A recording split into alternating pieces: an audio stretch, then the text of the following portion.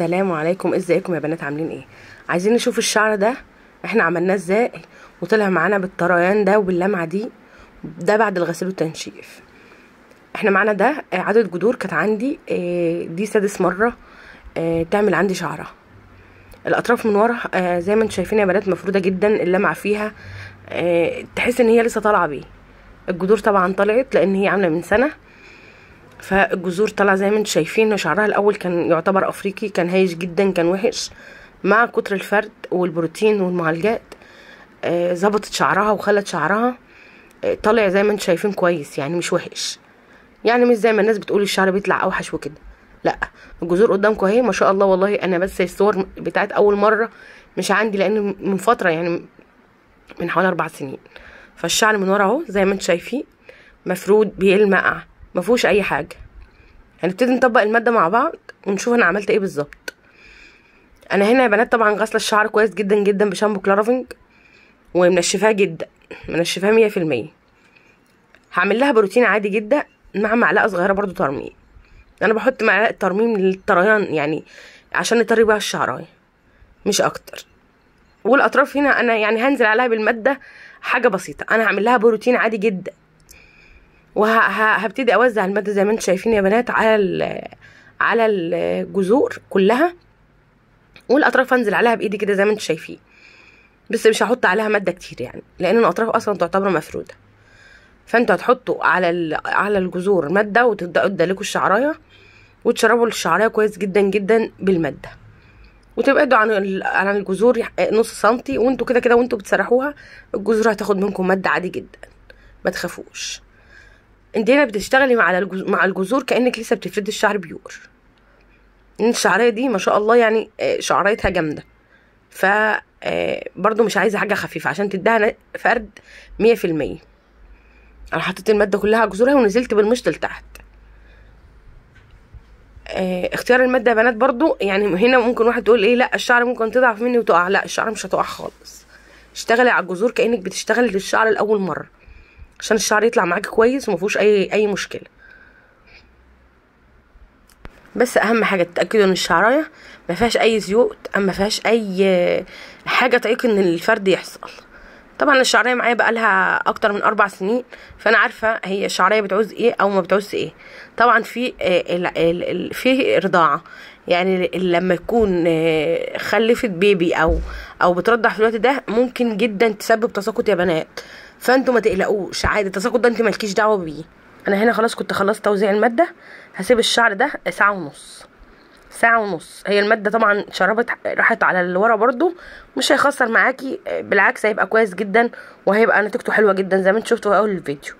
هنسيب الشعر ساعه ونص. انا ده هنا كنت خدت الشعر شطفته نص شطفه، 3/4 شطفه كده، وبنشف الشعر تنشيف 100% علشان ابتدي ان انا اكبس يا بنات.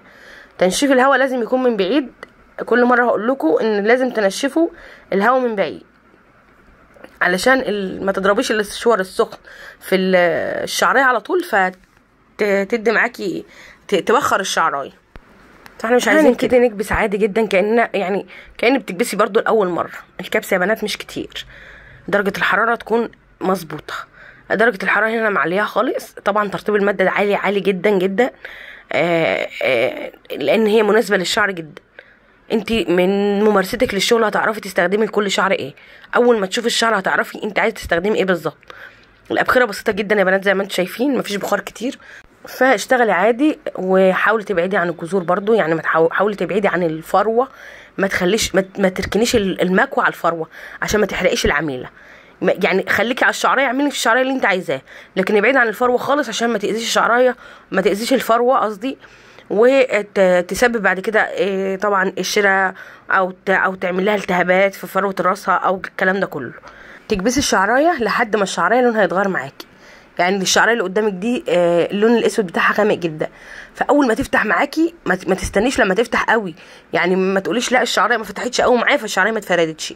لا، لما تكون شعرايه لونها اسود قوي كده لا، هي بتفتح معاكي درجه درجتين بس، ما بتديكيش يعني من الاسود للاخضر مثلا او للزيتوني. لون الزيتوني ده اللي هو المفروض ان الشعرايه اتحرقت. لا، انت ما تحرقيش الشعرايه.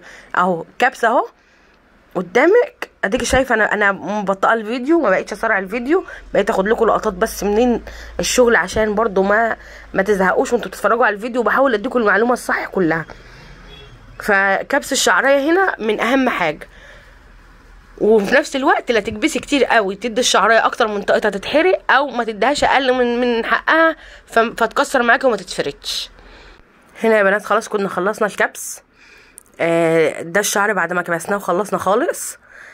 طبعا هنسيب الشعر ده يرتاح مثلا قيمه نص ساعه، وهنغسله بشامبو العنايه طبعا اللي هو 0 صوديوم و0 سلفات. هوريكم برضو الغسيل يا بنات عشان ابقى جايبه لكم خطوات كلها كامله، ما تبقاش اي حاجه متداريه عنكم. الغسيل اهو يا بنات. طبعا بنبل الشعر كله ميه الاول، وبعدين هنجيب الشامبو ونفضل نرغي في الشعر كده ونغسل لحد ما خلاص الميه تنزل من الشعر رايقه، ما فيهاش اي حاجه، ما فيهاش اي ماده. لازم ننضف الشعر جدا جدا، ده من اهم الخطوات يا بنات. انا ما بحبش العامله تروح بشعرها والماده عليه، عشان مثلا ممكن تفرح بيه جدا فتسيبه كام يوم من غير غسيل، وده اكبر غلط على الشعرايه عشان الفروه ما تتحسسش. مش خطواتك صح وانت هتطلعي الماده صح. الشغل مش صعب يا بنات، الفكره في ان انت تكوني مركزه اكتر في شغلك، يعني ما تستصعبيش الموضوع. لا، الموضوع والله العظيم سهل جدا يا بنات، مش صعب. والخبره والممارسه في الشغل هتخليكي انت بروفيشنال من غير ما اصلا ما تاخدي كورسات والحاجات دي. مجرد ما تشتغلي بايدك مره واتنين وتلاته وتغلطي مره واتنين وتلاته هتتعلمي الصح والغلط، ومش هيبقى معاكي اي اخطاء بعد كده. اشتركوا بقى في القناه يلا، وفعلوا زر الجرس كده عشان تدعموني كده وانزل لكم كل انواع الشعر اللي انا بشتغله. غسلنا الشعر بميه بارده، هننشف الاول بهواء استشوار بارد علشان نساعد على قفل المسام كويس، وما ينفعش برضو ان احنا نشتغل حراره بالمكوى وبعدين نرجع نغسل بميه ساقعه وبعدين من استعجالنا نعمل بهواء سخن. لا، اعملوا بهواء بارد الاول لحد ما تحسوا ان الشعريه خلاص نشفت معاكم 80% 90%. ممكن تشغلوا الهواء السخن شويه علشان يدي معاكم فوليوم للشعرايه ويبان لمعه الشعريه وحلاوتها. في بنات كتير بتكلمني تقولي نفسي اعرف اللمعه اللي في الشعر. اللمعه اللي في الشعر لان انا بنضف الشعر يا بنات من الماده اللي فيها. انت مجرد ما تنضفي الشعر من الماده اللي فيها الشعريه هتلمع معاكي وهيبان حلاوتها وهيبان جمالها. لكن ما تستعجليش وتقولي مثلا عايزه انجز عايزاها تروح كده، الكلام ده لا، ما ينفعش كده. كملي شغلك للاخر عشان تعملي داتا لنفسك وتصوري كويس لنفسك، تبيني شغلك بيه والناس تشوف شغلك وتعرف ان انت بروفيشنال ويلاقوا اللي هم عايزينه في شغلك. يعني لما تنزلي صور او تشوفوا الشعر قبل وبعد اكيد هيشوفوا الفرق ويعرفوا النتيجه، فهيشوفوا مش هتلاقي زباينك كترت ما شاء الله والناس بدات تعرفك. بس هي دي الفكره يا بنات. وانت قاعده تعملي شعر العميله فهميها ان نص العمل عليكي ونص العمل على العميله. يعني ما تطلعش من عندك تروح ربطاه وبرماه وتيجي بعد كام يوم تقولك شعري كسر. لا، العميله عليها نص العامل. ما ينفعش تروح تكسر شعرها وتبرمه وتيجي تقولك لا ده كسر مني. لا، ده لو دخل في العبايه بس، لو حطيته كده في هدومها هيعمل كسره مكان التانية بتاعه العبايه. لازم تستخدم مجموعه عنايه. المجموعه العنايه مهمه جدا. الشامبو يكون 0 صوديوم و0 سلفات، والبلسم هكذا، وحمام الكريم برضو، والسيرم. حمام الكريم بيرطب الشعريه جدا بيخليها كانها لسه طالعه بيها، لكن والبلسم هكذا برضو. السيرم برضو بيضيع الهيشان، بيغلف الشعرايه، طريان الشعرايه، لان الشعرايه دي مفروده يا بنات. الشعرايه احنا فردينها حاطين فيها ماده فرد، فبالتالي الشعرايه دي مش بيور عشان تتعاملي معاها طبيعي. لا، حاولي بقدر الامكان انك تفهمي العميله ان انت دايما طول الوقت تفردي الشعرايه، عشان الشعرايه لما تيجي تعيدي تاني تبقى الشعرايه من ورا مفروده والجذور بس اللي طالعه زي ما انت شفتوا في اول الفيديو كده، الجذور بس اللي طالعه هي اللي مكسره. وده مش هيكلف على العميله كتير، وبرده مش هيتعبك انت كشغل، لان دي عميله مستديمه معاكي هترجع لك تاني. وتفهميها برده ان الكونديشنر اللي هو البلسه ما يتحطش على جذور الشعر، لان ممكن يسبب تساقط. يتحط على اطراف الشعر من ورا، من مكان ايدي بالظبط كده وانا بشد الشعرايه، ما يتحطش على الفروه خالص. الشامبو نغسل بيه بس فروه الشعر، واستخدامه يكون مره واحده في الاسبوع او مرتين للشعر الدهني عشان ما ينشفش الشعريه اكتر. حمام الكريم ممكن نستخدمه مره كل اسبوع برضه. السيرم طبعا استخدام يومي ونقطه واحده، مش مثلا تقولك لا انا بحب السيرم كتير، لا، ما هو ده بيخليه ملزق، بيديكي نتيجه كانك فارده جلاد. لكن انت عايزه الشعريه انسيابيه كده وطريه كده ومنفوشه كده، يعني كل شعريه لوحدها كده. لكن السيرم برضو لما بيكتر قوي ومره على مره بيخلي الشعريه تلزق معاها، بيخلي الشعر ان هو مش باين اصلا الفوليوم بتاعه، ومن ناحيه تانية بيدي الشعريه شكل وحش. لكن لو غسلنا بالشامبو وحطينا نقطه سيرم نقطتين سيرم بالكتير بتخلي الشعريه كانها زي ما هي قدامك كده. انت كل ده قولي للعميله برضو لو لاحظت اي تساقط وانت عارفه ومتاكده ان الماده بتاعتك ما بتسببش تساقط او انت شغاله صح، لا قول لها حللي تحليل انيميا